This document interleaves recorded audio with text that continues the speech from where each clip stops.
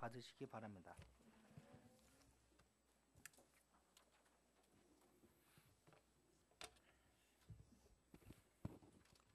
메리 크리스마스. 예. 예. 오늘 말씀은 영원한 왕 예수님이십니다. 요절 말씀은 누가복음 1장 31절에서 32절 말씀입니다.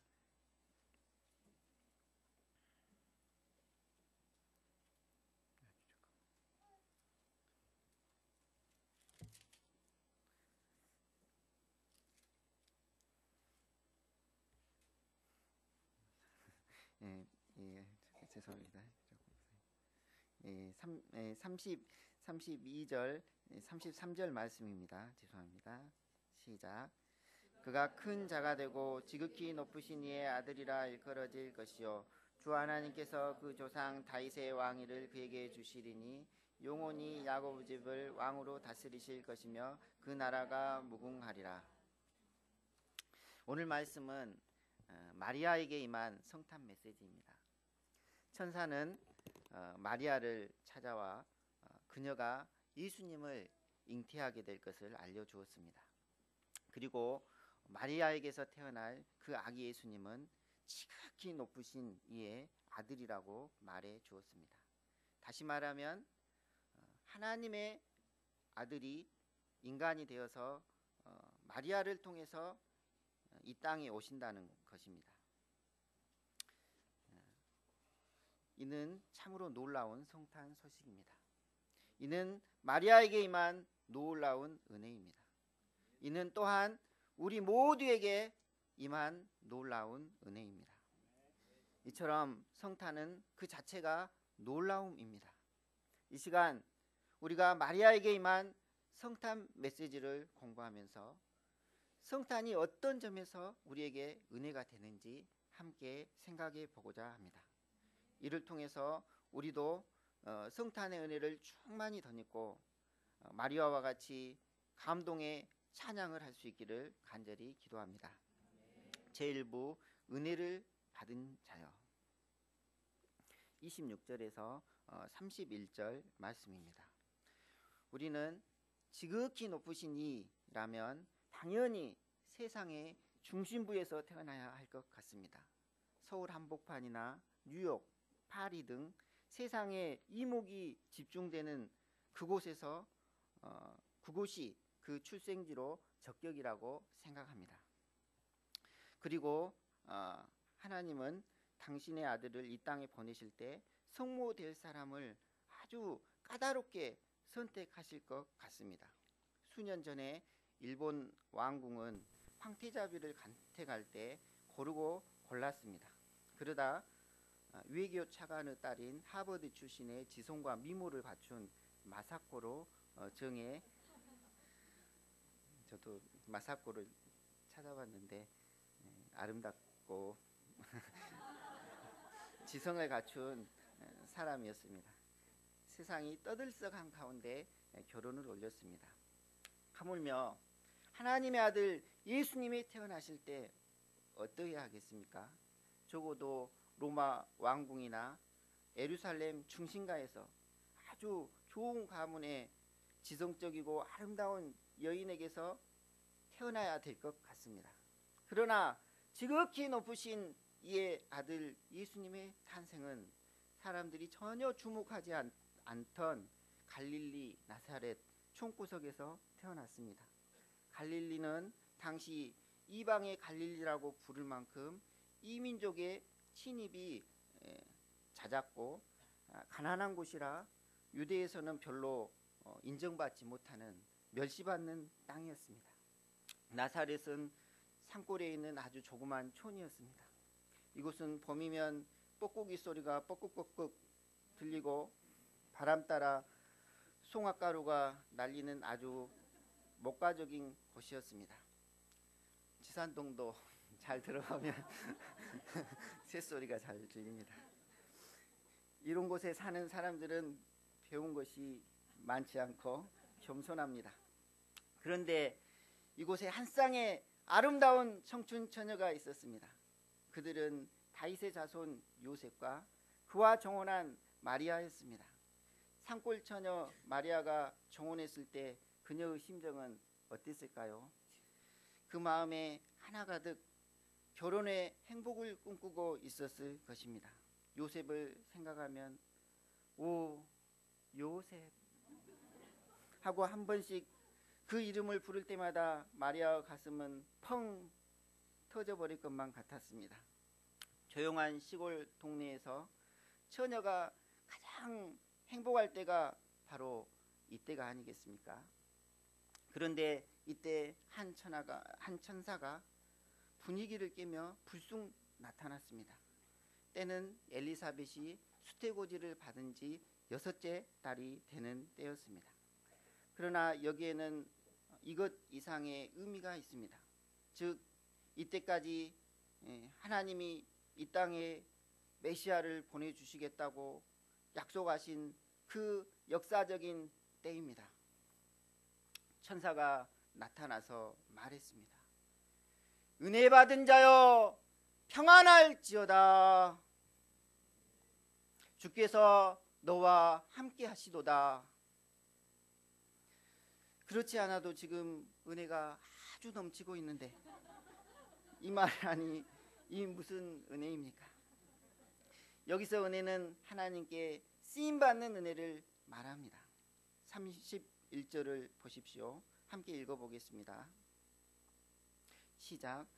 보라 내가 잉태하여 아들을 낳으리니 그 이름을 예수라 하라.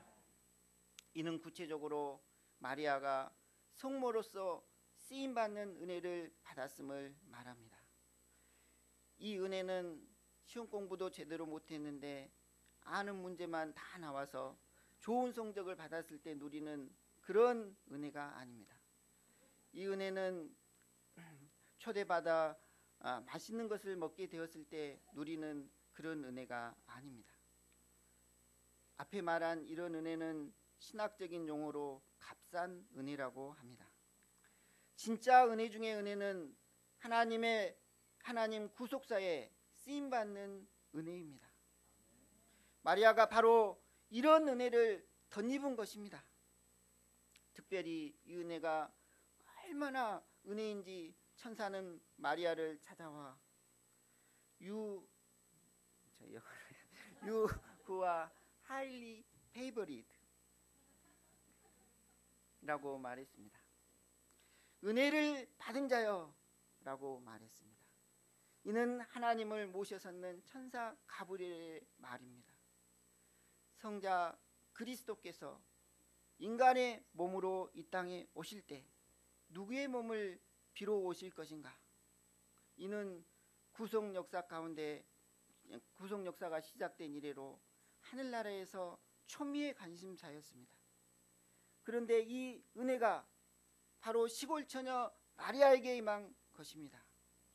이에 천사는 이 은혜를 받은 마리아를 심히 부러운 듯 highly favored, 은혜를 받은 자여 하며 축복해 주신 것입니다. 물론 마리아가 처녀로 잉태할 때 주변 사람들로부터 오해받는 등 겪는 어려움이 있기는 합니다. 그러나 그녀가 받은 이 은혜가 얼마나 큰 축복된 것인가를 생각하면 이는 얼마든지 극복할 수 있습니다. 그래서 천사는 마리아를 이렇게 축복한 것입니다. 만일 마리아에게 이런 은혜가 임하지 않았다면 마리아는 어떻게 살았을까요? 그녀는 요셉과 결혼하고 요셉을 위해 보글보글 맛있는 된장찌개를 끓이는 평범한 주부로 살다가 그 인생을 마쳤을 것입니다. 그러나 마리아는 이 하나님의 은혜로 깍두기 아줌마, 보글보글 아줌마가 되는 대신에 성모로서 쓰임받게 되었습니다. 이는 참으로 놀라운 은혜입니다. KT 영상 안 돼요?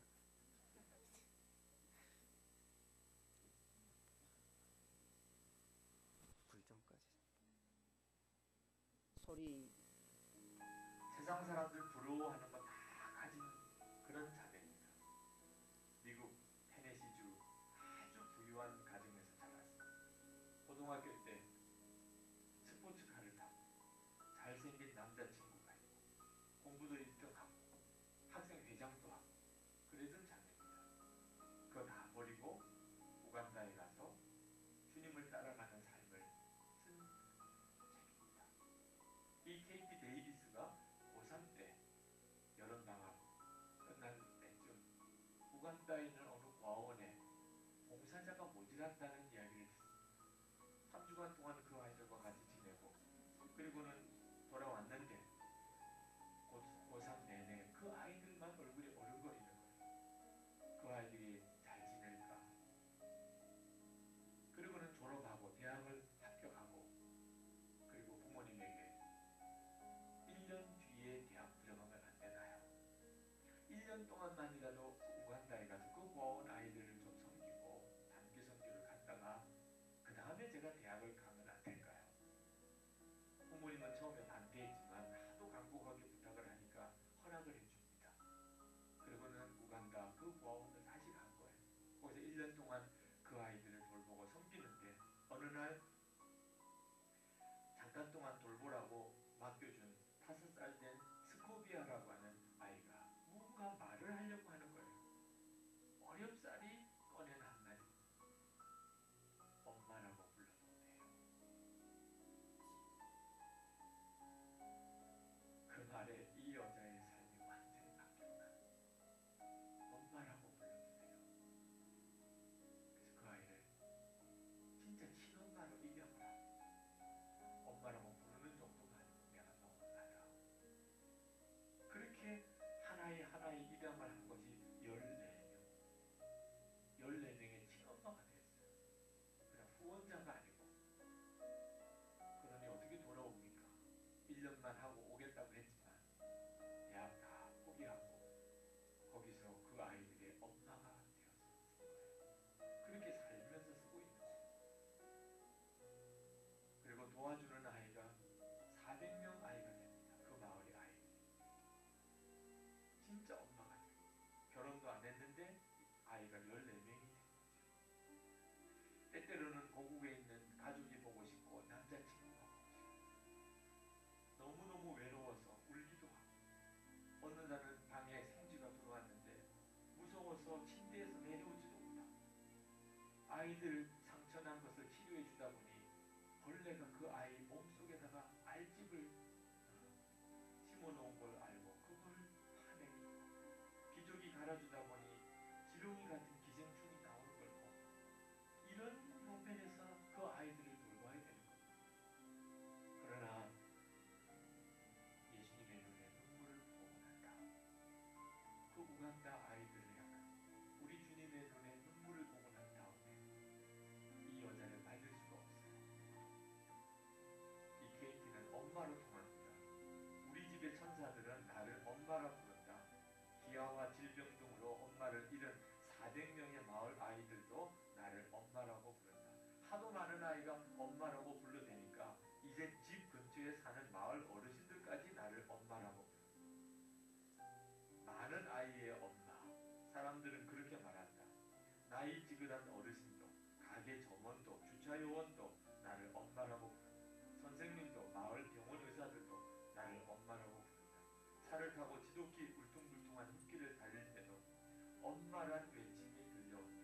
우리 딸들은 학교에 갔다가 울루 들어오면서 엄마라고 노래를 부르고 아침마다 내 귀에 대고 엄마라고 속삭인다.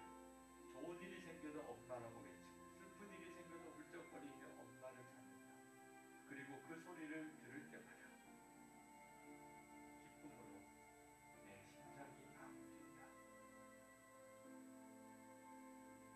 우리가 하나님의 이름을 부를 때 하늘 아버지의 심정도 그러하십니다.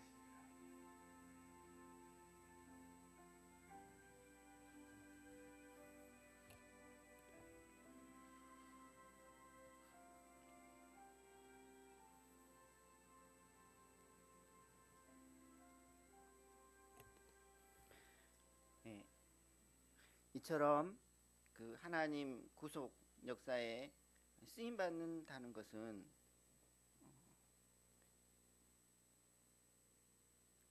우리가 누릴 수 있는 은혜 중에서 가장 큰 은혜입니다. 제 가운데 태어나서 일생 하나님을 슬프시게 하고 또 자기 하나 감당할 수 없던 우리를 부르셔서 구원하실 뿐 아니라 고귀한 하나님 역사를 섬기게 하신 것, 이것은 은혜 중에 은혜입니다. 그런데 많은 적지 않은 사람들이 하나님 역사에 쓰임받는 것을 걸려들었다 하는 이상한 말로 표현합니다. 이는 하나님께 쓰임받는 것을 은혜로 여기지 않고 일로 노동으로 생각하기 때문입니다. 이는 참으로 슬픈 일입니다. 우리가 하나님의 종으로서 하나님의 자녀로서 하나님의 일을 하지 않으면 무엇을 하겠습니까? 우리가 구원받은 이후에 적극적으로 하나님께 쓰임받고자 하지 않으면 온치 않게 다시 그 죄악된 생활로 돌아가게 됩니다. 게임이나 하고 세상 정욕을 쫓아다니고 돈과 출세를 위해서 젊음과 시간을 낭비하고 하나님을 슬프시게 할 수밖에 없습니다. 그런데 많은 사람들이 이런 일을 하는 데는 시간을 아까워하지 않으면서 하나님 역사에 쓰임받는 것은 희생이요 손해라고 생각합니다. 그러나 그렇지 않습니다. 우리가 하나님께 쓰임받는 것 그 자체는 우리 영혼의 축복이고 또한 이는 영원한 상급이고 영원한 생명의 면류관입니다. 다가오는 성탄절을 맞이하여 우리 3부에서는 중창과 댄싱을 준비하고 있습니다. 형제 학사님들은 연말연시라 바쁘지만 열심히 중창을 준비하고 사모님들도 나의 한계를 극복하고 허리와 무릎이 아프고 어떤 분은 배가 나왔지만 잘 움직이지 않습니다. 열심히 댄싱을 준비하고 있습니다. 우리 양님들도 기말고사 기간인데 자기 시간을 희생해서 이렇게 예배를 드리고자 나왔습니다. 주님께서는 이런 우리의 진심을 알고 생명의 면류관을 주실 것입니다. 하나님은 자신을 한없이 낮추어서 이 땅에 오셔서 한없이 부족하고 허물 많은 우리를 동역자 삼으시고 목자 삼으셔서 함께 이 거룩한 역사를 이루고자 하십니다. 제가 천사의 목소리로 다시 해보겠습니다. 은혜를 받은 자여 평안할지어다. 주께서 함께 계시도다.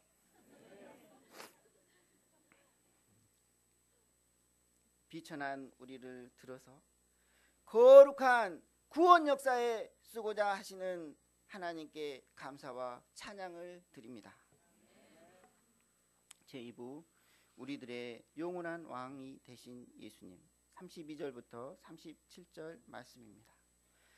그러면 마리아에게 나실 예수님은 어떤 분이십니까? 32절 33절을 보십시오. 함께 읽어보겠습니다. 시작. 그가 큰 자가 되고 지극히 높으신 이의 아들이라 일컬어질 것이요 주 하나님께서 그 조상 다윗의 왕위를 그에게 주시리니 영원히 야고보 집을 왕으로 다스릴 것이며 그 나라가 무궁하리라. 장차 나실 바 예수님은 우리들의 영원한 왕이 되십니다. 어떤 점에서 그렇습니까? 첫째로 큰 자가 됩니다. 여기서 크다는 말은 영어로 great, 헬라어로는 메가스로서 가장 높은 웅장한 가장 위대한 이란 의미를 지니고 있습니다. 어떤 점에서 그렇습니까? 첫째로 예수님은 그 내면이 위대합니다. 예수님은 온유하시고 겸손하십니다. 우리는 앞에서 지극히 높으신 하나님의 아들이 낮은 곳에 임하셨음에 대해 말했습니다. 예수님이 태어난 곳이 파리, 런던, 서울이 아니고 갈릴리 또 그곳의 마국간 구유에 누이셨습니다. 예수님은 일생 나사렛에서 사시고 목수 일을 했습니다. 당시 목수는 동네 일꾼 같은 직업이었습니다. 지극히 높으신 하나님의 아들이 이런 모습으로 임하셨다니 이는 예수님이 얼마나 겸손한가 알 수 있습니다. 이와는 반대로 일반 사람들은 어떻습니까? 요즘 이슈가 되고 있는 땅콩 회항, 땅콩 리턴에 대해서 들어보셨습니까? 한진그룹 조양호 회장의 큰딸이자 대한항공 부사장인 조연아 씨는 승무원의 땅콩 서비스를 문제 삼아서 200명이나 태우고 날고 있던 비행기를 되돌려서 그 승무원과 사무장을 내리게 한 후에 다시 출발했다는 보도가 큰 이슈가 되고 있습니다. 사람은 이처럼 조그만한 힘이 있으면 얼마나 그 힘을 함부로 누리는가 볼 수 있습니다. 그러나 예수님은 큰 자이지만 겸손히 낮아져서 정욕으로 병들어 있는 사마리아 여인과 내면이 깊게 이기심으로 꼬부라진 세리를 불쌍히 여기고 겸손과 온유로 이들과 대화하시며 섬겨주었습니다. 무기력으로 누워있는 또 냄새나는 중풍병자, 온몸이 문둥병 걸려가지고 괴물같이 보이는 문둥병자를 불쌍히 여기고 겸손히 손을 대며 섬겨주셨습니다. 이 예수님으로 인해서 우리들이 마음의 상처가 치유되고 화평과 위로를 얻었습니다. 둘째로 예수님은 위대한 능력의 소유자이십니다. 예수님은 지극히 높으신 하나님의 아들로서 권능을 가지고 계십니다. 말씀의 권능을 가지고 계십니다. 예수님이 말씀하시면 귀신이 쫓겨나고 어떤 불치병도 다 치유되고 산같이 덤벼드는 파도도 잠잠하라 하심으로 잠잠케 하셨습니다. 문둥병, 중풍병, 장님, 벙어리, 열병, 꼬부라진 허리, 혈루증 등 갖가지 병을 다 고쳐주셨고 배고픈 무리들을 위해서 오병에게 기적으로 5,000명을 먹이셨습니다. 이 예수님은 그 본체가 하나님이시고 천지창조의 주가 되시는 분이십니다. 무엇보다도 예수님이 위대한 것은 죄인인 우리를 위해서 자신을 대속의 제물로 드려서 십자가에 죽으신 것입니다. 죄 가운데 고통하고 결국에는 하나님의 무서운 심판을 받고 유황불이 활활 타오르는 지옥에 던져져 영원히 고통할 우리들을 예수님은 불쌍히 여겨 주셨습니다. 그래서 예수님은 우리들을 구하시고자 마침내 십자가에 못 박혀서 대속의 제물로 죽으셨습니다. 십자가는 큰 수치와 큰 고통과 큰 저주의 상징입니다. 예수님은 죄가 없이 뺨에 맞으시고 죄가 없이 가시관을 쓰시고 채찍에 맞고 손과 발에 못이 박혔습니다. 그리고 혀가 이틀에 붙고 그 영혼이 물같이 쏟아지고 온몸이 촛물같이 녹았습니다. 그러면서도 우리를 위해서 아버지 저들을 사하여 주옵소서 자기의 하는 것을 알지 못함이니이다 하고 기도하셨습니다. 이렇게 우리를 위해서 용서의 간구를 하시며 대신 저주를 받으신 예수님은 한없이 위대하신 분입니다. 그리고 이 예수님은 능력으로 사흘 만에 부활하셔서 사망 권세를 또 사단의 권세를 파하시고 부활 승천하셔 거룩한 하나님 보좌에 앉으셨습니다. 보좌 우편에 앉으셨습니다. 예수님의 생애는 그 인격과 사역면에서 참으로 위대합니다. 가장 높은 곳에서 영광을 누리셔야 마땅하지만 세상에 가장 낮고 비천한 곳에 내려오시어 섬기는 인생 사셨습니다. 이로 인해 예수님은 우리의 경배와 찬양을 받으시기에 합당하십니다. 이 예수님은 우리의 왕이 되시기에 합당하십니다. 둘째로 나실 아기 예수님은 장차 다윗의 왕위에 앉아서 우리를 영원히 다스려 주십니다. 아멘. 32절 하반절 33절을 다시 한번 보십시오. 주 하나님께서부터 함께 읽어보겠습니다. 시작. 주 하나님께서 그 조상 다윗의 왕위를 그에게 주시리니 영원히 야곱의 집을 왕으로 다스리실 것이며 그 나라가 무궁하리라. 여기서 다윗의 왕이란 상징적인 의미인데, 이는 다윗 왕이 그랬던 것처럼 예수님은 사랑과 평강, 공평과 정의, 은혜와 진리로 다스리시는 왕이 되신다는 것입니다. 이는 앞에서 살펴본 대로 큰 자 되신 예수님만이 이루실 수 있는 것입니다. 이 예수님이 왕이 되실 때 우리 인생들은 사단의 권세에서 벗어나서 그 마음의 평강을 얻고 참 자유와 참 생명을 얻을 수 있습니다. 이 예수님이 다스릴 때만이 우리 인생들의 모든 문제가 해결될 수 있습니다. 어거스틴은 그 저서 하나님의 도성에서 세상은 하나님의 도성과 땅의 도성으로 구별된다고 했습니다. 루터도 두 왕국설을 주장했는데 하나님의 왕국과 사단의 왕국이 바로 그것입니다. 이는 누가 다스리는가에 의해서 구분되는 것입니다. 그리고 이에 따라서 인간의 행불행이 좌우된다는 것입니다. 그러면 예수님이 다스리지 않는 세상 나라의 형편이 어떠합니까? 이것은 고통으로 가득 차 있습니다. 지난 12월 10일은 세계 인권의 날이었습니다.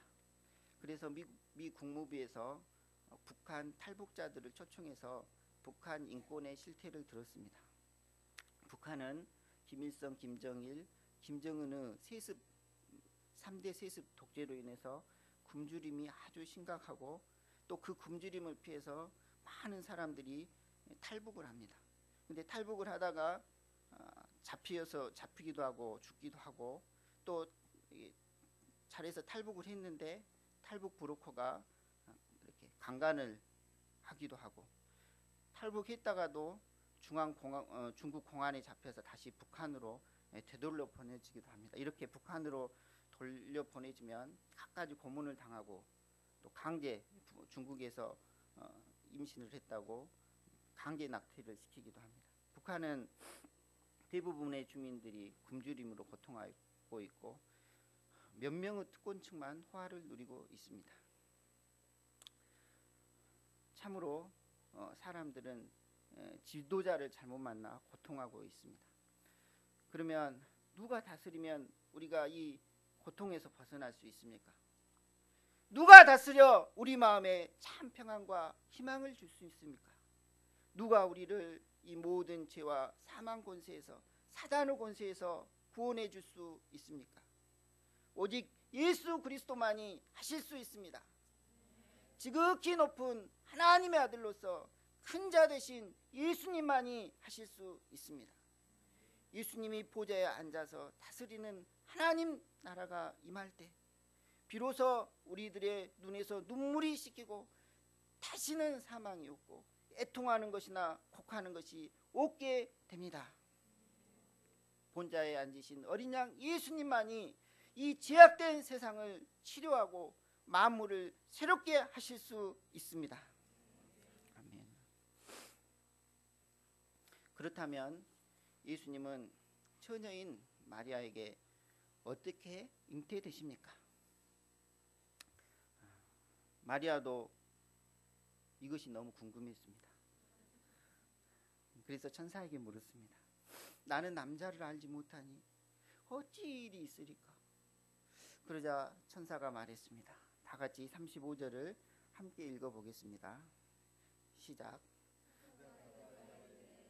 성령이 내게 임하시고 지극히 높으신 이의 능력이 너를 덮으시리니 이러므로 나실 바 거룩한 이는 하나님의 아들이라 일컬어지리라. 마리아가 처녀로서 잉태한다는 것은 인간 이성으로 도저히 이해할 수 없는 일입니다.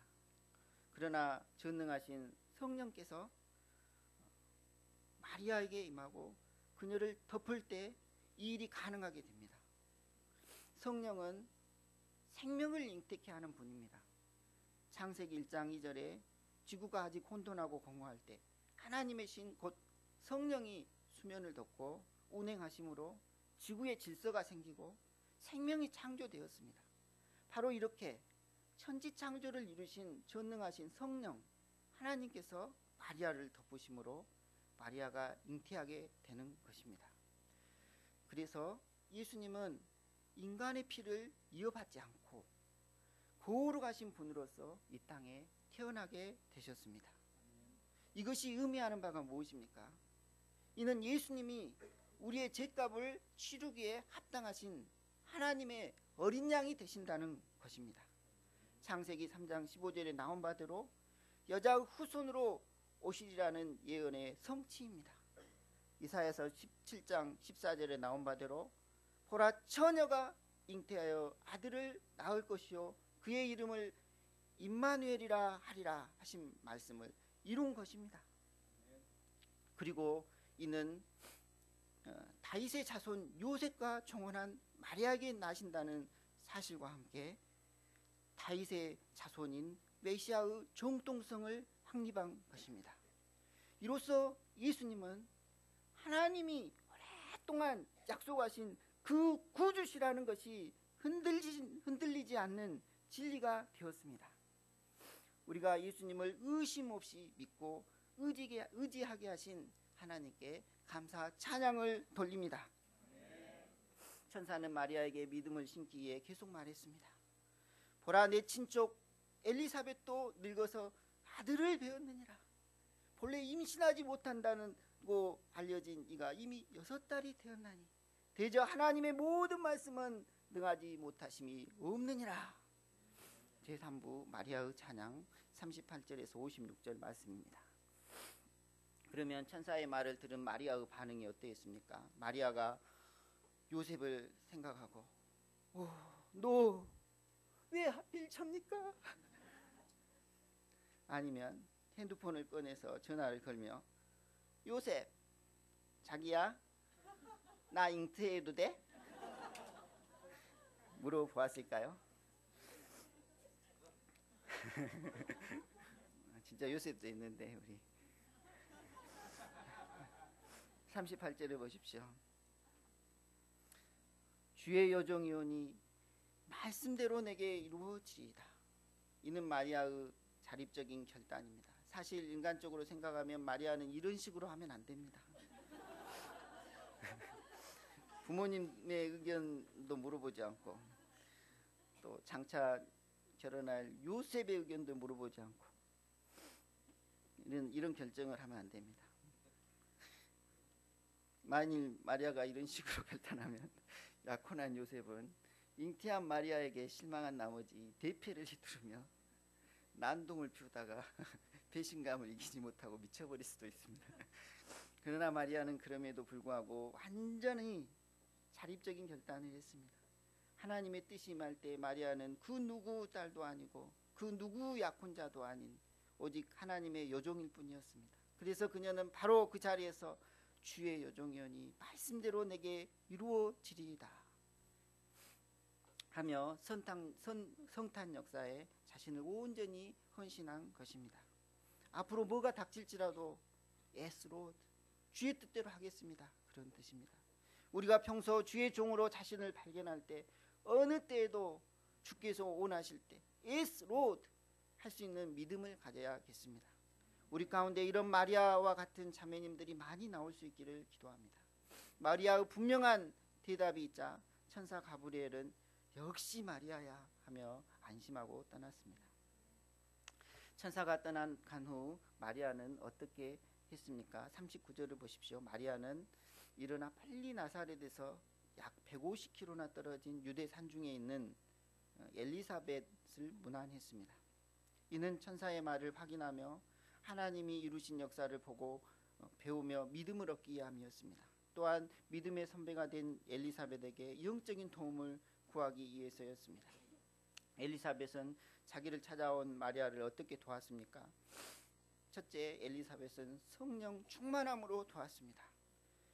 엘리사벳이 마리아의 문안함을 들을 때 아이의 복중에서 아기가 복중에서 뛰놀자 엘리사벳은 성령에 아주 충만해졌습니다. 그리고 그녀는 큰 소리로 마리아에게 확신과 믿음을 심었습니다. 42절을 보십시오. 여자 중에 내가 복이 있으며 내 태중의 아이도 복이 있도다. 만일 엘리사벳이 인간적인 사람이었다면 이렇게 말했을 것입니다. 마리아야, 정말 너 축복받았다. 그런데 고생이 많겠구나. 그나저나 요셉은 어쩐다냐. 이것이 바로 하나님이 이루시고자 하는 일을 생각하기보다는 사람을 먼저 생각하는 인본주의입니다. 이런 인본적인 사람들은 우리를 이해해주고 뭔가 이루어주는 것 같지만 사실 우리로 하여금 하나님 역사를 불신하게 하고 여기서 멀어지게 하는 사람들입니다. 이런 인본적인 사람들의 말을 자주 듣다 보면 인상을 쓰며 비판하고 불평하게 됩니다. 이러다가 결국 못 쓰게 됩니다. 그러나 엘리사벳은 이러지 않았습니다. 엘리사벳은 큰 소리로 여자 중에 내가 복이 있으며 내 태중의 아이도 복이 있도다 하며 이 축복이 얼마나 큰지 이 일은 오히려 요셉도 기뻐해야 마땅하다는 식입니다. 이어 엘리사벳은 마리아를 성모로서 존경해 주었습니다. 43절을 보십시오. 내 주의 어머니가 내게 나아오니 이 어찌된 일인가. 비록 자기가 갑절 이상의 나이를 먹었지만 메시아를 잉태한 마리아를 내 주의 어머니로 받들어 섬기고 있습니다. 존경해주고 인정해주면 힘이 납니다. 엘리사벳은 자기뿐 아니라 자기 뱃속의 아이도 동원해서 주의 모친된 마리아를 알아보고 기뻐 뛰었다고 간증했습니다. 보라, 내 문안하는 소리가 내 귀에 들릴 때 아이가 내 복중에서 기쁨으로 뛰놀았도다. 그리고 주께서 하신 말씀이 반드시 이루리라고 하며 마리아에게 믿음을 심었습니다. 그러면 엘리사벳의 말을 들은 마리아의 반응이 어땠습니까? 그의 마음에서는 찬양이 터져 나왔습니다. 다 같이 46절 47절을 읽어보겠습니다. 시작. 내 마음이 하나님 내 구주를 기뻐하였으면 그 요정의 비천함을 돌아보셨습니다. 보라, 이제부로는 만세의 날을 복이 있다 일컬이로다. 엘리사벳의 확신에 찬 카운셀링을 통해서 마리아의 심령에 두려워진 일말의 의심과 근심의 구름이 싹 사라지고 밝은 태양빛이 심령에 환하게 비추었습니다. 그러자 그 내면 깊은 곳에서 기쁨과 감사와 찬양의 샘물이 터졌습니다. 뿐만 아니라 그녀는 하나님은 마음의 생각이 교만한 자를 흩으시고 비천한 자를 높이시지만 권세 있는 자를 내리치시고 줄이는 자는 배불리시지만 부자는 공수로 보내시는 공의로운 하나님을 찬양했습니다. 더 나아가 하나님은 약속을 지키시며 자기 백성들을 구원하시는 신실하신 분이심을 찬양했습니다. 아멘. 저는 오늘 말씀을 준비하면서 죄악된 저를 돌아보신 하나님의 은혜를 생각하게 되었습니다. 저는 과거 소심하고 열등감과 또 정욕과 또 이기심으로 크게 병든 자였습니다. 보시다시피 눈이 작고 또 못생겼다는 외모에 대한 컴플렉스로 마음껏 웃지도 못했습니다. 그런 소심한 성격으로 사람들 앞에 나서지 못했고 정욕으로 깊게 병들고 또 자기만 아는 아주 이기적인 사람이었습니다. 그러나 주님께서는 이런 죄악된 저를 예수님의 십자가의 은혜로 구원하시고 캠퍼스 목자로 동역자로 불러주셨습니다. 캠퍼스 목자로서 병들고 죄악된 영혼들을 섬기는 직분을 감당하게 해주셨습니다. 그러나 저는 아직도 내면성이 천박하고 믿음이 부족하여 한 영혼을 섬기는 것이 부족합니다. 이기적이어서 자기 일만 하다가 양들을 제때제때 잘 섬기지 못했습니다. 그러나 하나님께서는 저를 계속해서 캠퍼스 목자로서 훈련시키고 계십니다. 자기 부인 훈련, 기도 훈련, 말씀 훈련, 섬김 훈련, 피싱 훈련 시키고 계십니다. 이런 훈련을 잘 받다가도 간혹 하나님께 반발하고 자기 식대로 내 마음대로 살 때가 많습니다. 그러나 제가 다시금 마리아처럼 하나님의 말씀에 순종하여 목자 훈련을 잘 받아서 겸손히 캠퍼스 영혼들을 온전히 섬기는 목자가 되어야겠습니다. 세속적이고 이기적이고 교만한 죄악되는 저를 불러서 하나님의 동역자여 구속역사의 사에 사용하여 주심을 감사 찬송 드립니다.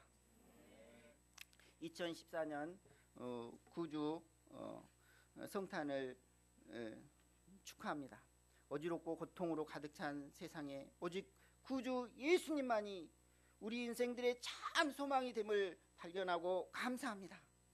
이 예수님이 지극히 높으신 이의 아들이셨지만 죄 가운데 병들어 고통 가운데 거할 수밖에 없는 우리를 구원하시고자 마구간 구유에 임하셨습니다.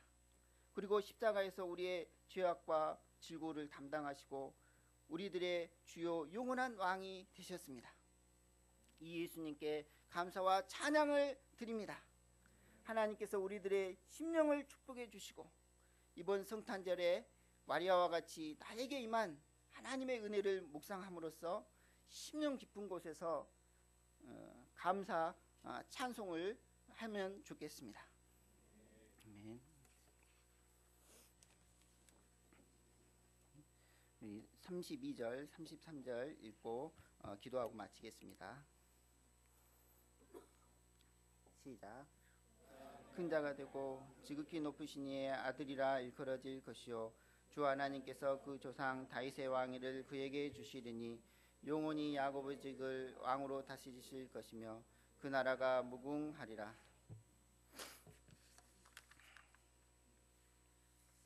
네, 하나님 아버지 감사합니다.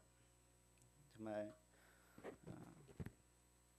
우리는 하나님을 알지 못하고 정말 평범하게 또 평범하다 하지만 죄 중에 거하며 또 자기 마음대로 이렇게 하나님을 쓰시부시게 하며 살 수밖에 없는 죄인들이었습니다. 그러나 하나님께서는 우리를 불쌍히 여기시고 또 우리를 하나님의 구속 역사에 이렇게 불러주심을 깨닫습니다. 우리가 이 부르심의 은혜, 우리를 죄 중에서 그냥 내버려 두지 않으시고 또 하나님 구속 역사에 또 우리를 구원하여 주신 은혜 이를 기억하고 감사할 수 있도록 또 마리아처럼 찬양할 수 있도록 도와주시기를 간절히 기도합니다. 그리고 우리가 믿었다 하지만 또 반복하여 또 죄에 넘어지고 또 하나님의 은혜로 깨닫지 못하고 이렇게 강팍하여진 우리의 마음을 회개하고 또 하나님의 그 은혜를 깨닫고 하나님의 다스림을 받는 삶을 살 수 있도록 도와주시기를 간절히 기도합니다. 이 모든 말씀 예수님 이름으로 기도드렸습니다. 아멘.